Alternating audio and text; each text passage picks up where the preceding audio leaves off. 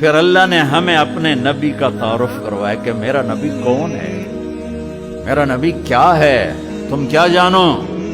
گدھا کیا جانے زعفران کا بھاؤ، ایک محاورہ ہے نا۔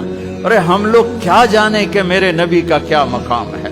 والنجم اذا ہوا ما ضل صاحبكم وما غوا وما ينطق عن الهوى ان هو الا وحي يوحى علمه شديد القوى ذو مرة فاستوى وهو بالأفق الأعلى ثم دنا فتدلى فكان قاب قوسين أو أدنى فأوحى إلى عبده ما أوحى ما كذب الفؤاد ما رأى أفتمارونه على ما يرى ولقد رآه نزلة أخرى عند سدرة المنتهى عندها جنة المأوى إذ يغشى السدرة ما يغشى ما زاغ البصر وما طغى لقد رأى من آيات ربه الكبرى۔